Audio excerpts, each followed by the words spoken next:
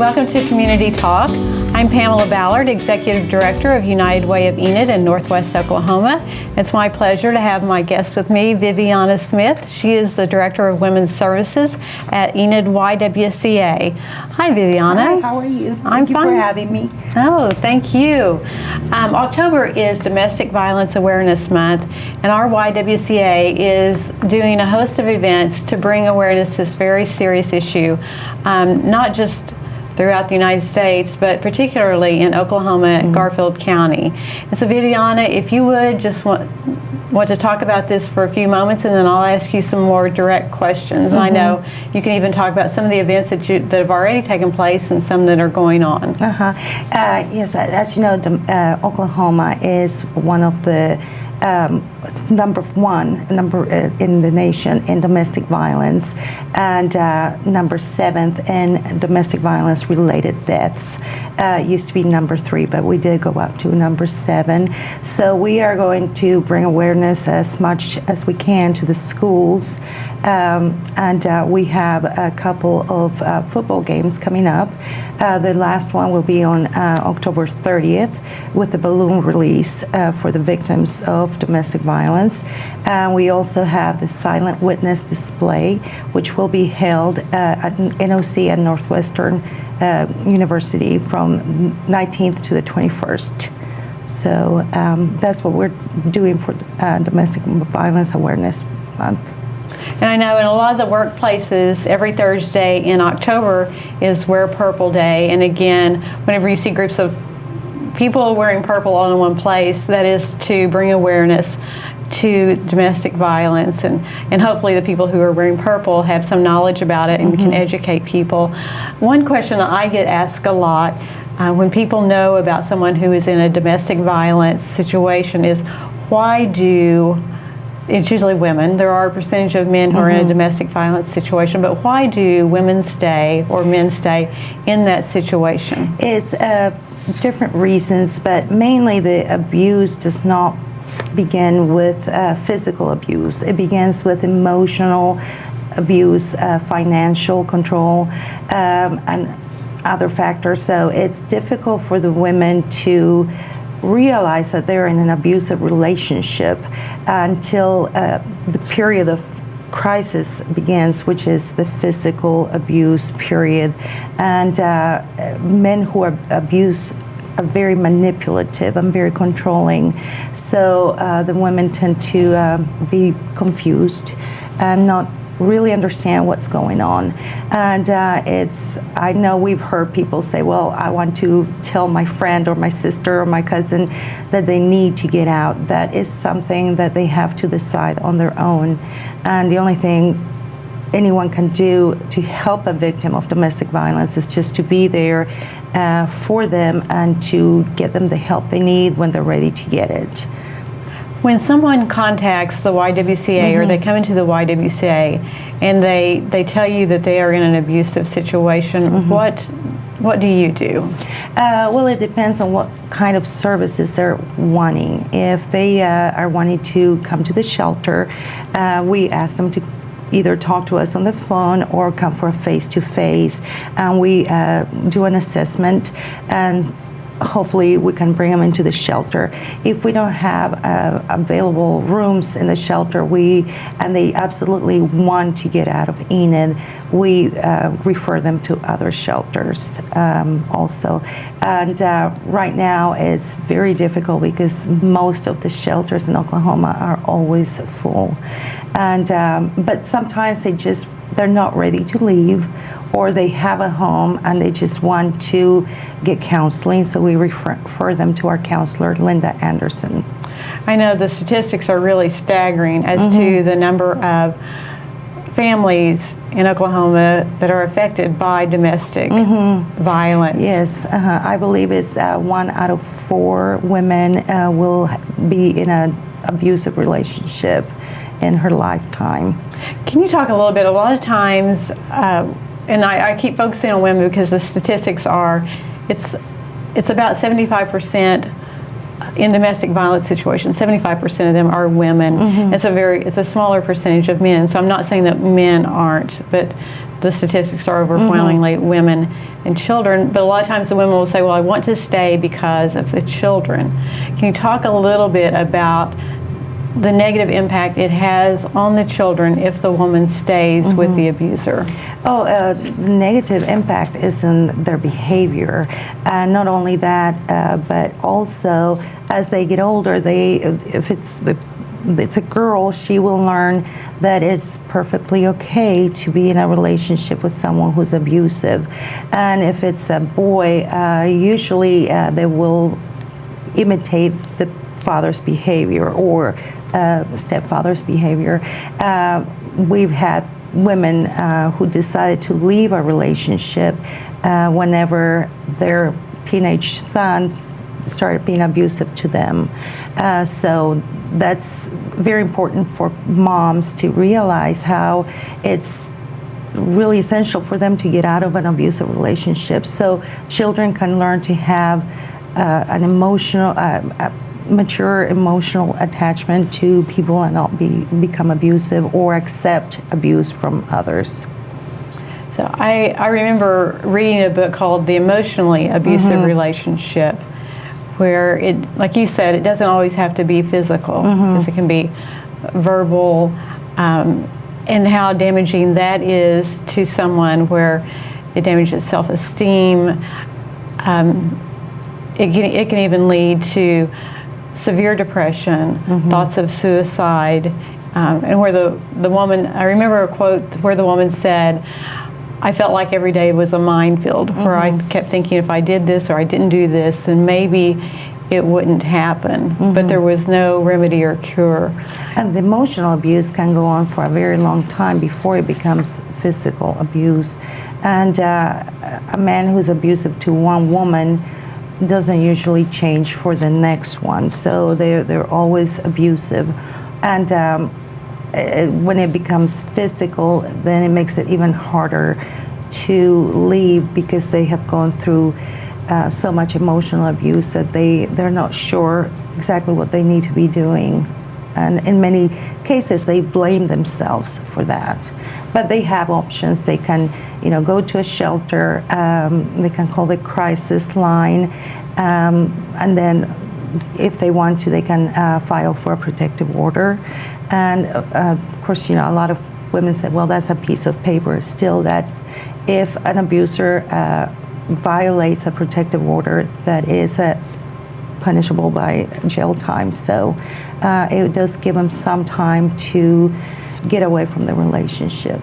Now, do you offer assistance at the YWCA for that service? Yes, we do.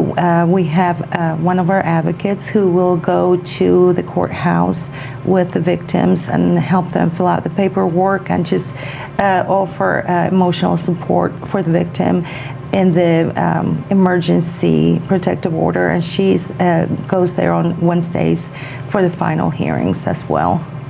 And something else I'd like to mention, the YWCA is a United Way partner agency, actually our largest funded partner agency, which we are very proud of. So you offer these services. You have a shelter program. You also have the sexual assault nurse examiner program with the room there. I think what some people don't realize is that a woman can be married and can also be a victim of sexual assault by her husband. So do you want to discuss that? Women don't realize it, and many men don't realize it, that they can go to jail for sexually assaulting a wife or a girlfriend. And that's one of those situations where the woman has a difficult time going for a SANE exam, but we do offer that service to the victims. It's private. They don't have to go to the hospital unless there's injuries, serious injuries, and the police usually will meet them there and help them fill out the paperwork. But sexual assault by an intimate partner is not unusual, and it is against the law. Right. So, I think that's the message we want to get across, is that there is help available, and that anyone male or female, if you're in a situation where you feel that what's happening to you is not okay, it's not good, it's not what you want, that you really should seek help. So whether it's mental, verbal, physical, sexual abuse, to reach out to someone and ask for help. And our YWCA is certainly a great resource in Enid for any of those situations. We have someone, we have an advocate there 24/7. So anytime they want to call, they can call our crisis line or our main line and talk to someone. And what is that number? There's 234-7581 and 234-7644. And we have someone who speaks Spanish on weekends, and I speak Spanish as well, so I'm there until 5 o'clock. But if there's ever any need for me to come back after hours, I do come back for the clients. Wonderful. Well, you do such great work there. We so appreciate it. Something else that I want to address. I know there are so many statistics out there as well as how many times someone who is being abused leaves their abuser before they will make that make that final step to get away from the situation. It's usually an average of 7 to 8 times that they. Until they finally decide to make that break with the abuser. So any last thoughts, any last advice to someone who either is in the situation or has someone very close to them? What would you say to that person? If someone is in an abusive situation, I would tell them, this is nothing to be ashamed of. It's not your fault, and there is help available, and whatever is happening to you is not acceptable and it's not normal. And if it's someone that just keep being there for them and give them referrals or information, and just let them know that you are there for support. Thank you so much, You're Viviana. welcome. I appreciate you talking about this. I know it's a difficult topic to discuss, but something that's very needed in our community to bring awareness. Thank you for having me. So, thank you again. Remember, October is Domestic Violence Awareness Month. And if you know of anyone who needs assistance, please contact our local YWCA. The number is being made available to you. As always, you can contact the United Way office at 580-237-0821, and we can also direct you for assistance and help.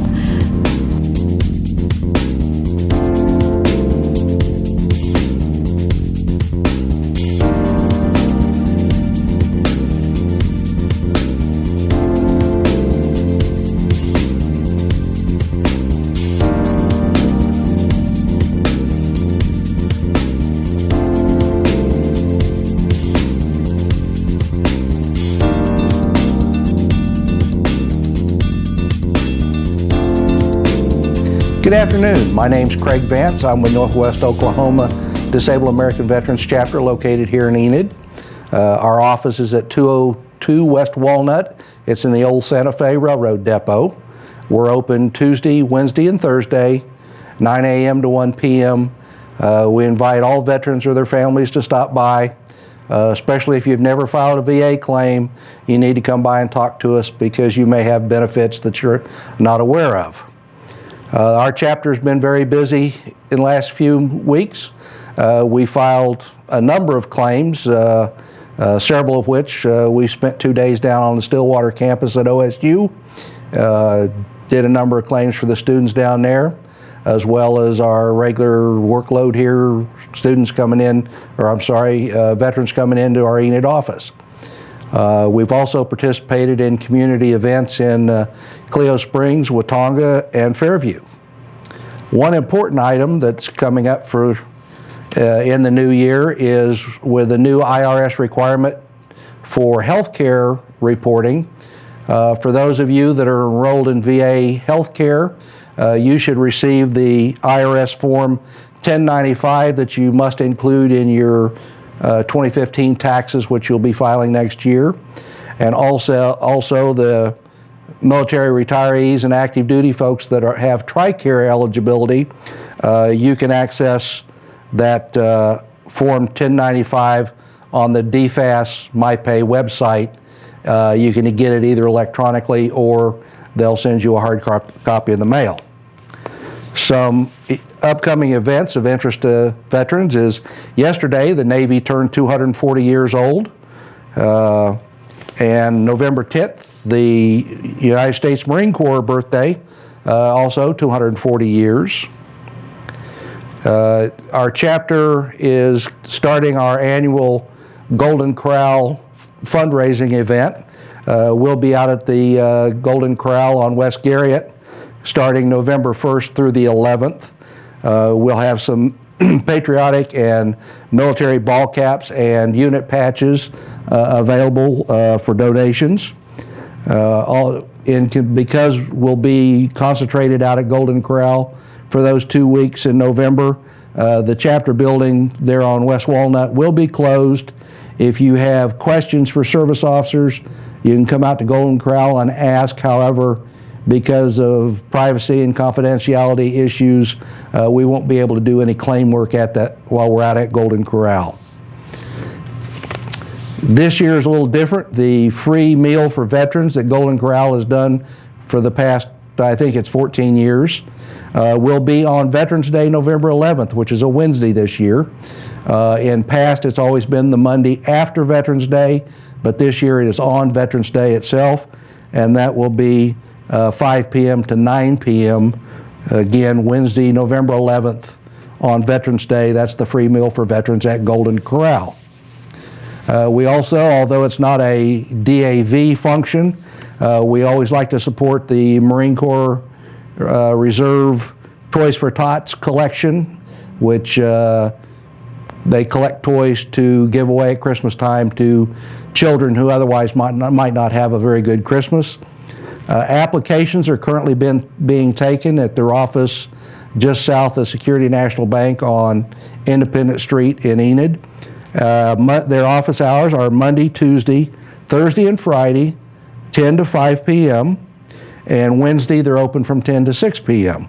And they ask that you do not bring children when you're coming down to fill out the application.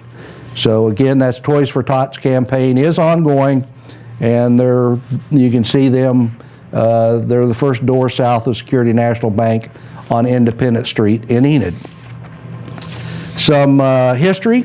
This date in history, in 1947, Air Force test pilot Charles Chuck Yeager flew the experimental Bell X-1 rocket plane aircraft, and for the first time broke the sound barrier. He went to a speed of Mach 1.07. And in 1962, the U.S. Air Force U-2 reconnaissance plane and its pilot flew over Cuba and took the first photographs of the Soviet missiles being constructed in Cuba, which started the Cuban Missile Crisis. Some other veterans news. For all of you Blue Water Navy vets, and those are veterans that served on ships off the coast of Vietnam during that conflict, the VA is currently redoing how it treats the blue water veterans. We think it's going to broaden those people that are eligible for VA benefits based on possible exposure to Agent Orange. So if you were on a ship off the coast of Vietnam during that conflict, you should come down and see a DAV service officer to fill out a claim, because you may be eligible in the future for benefits.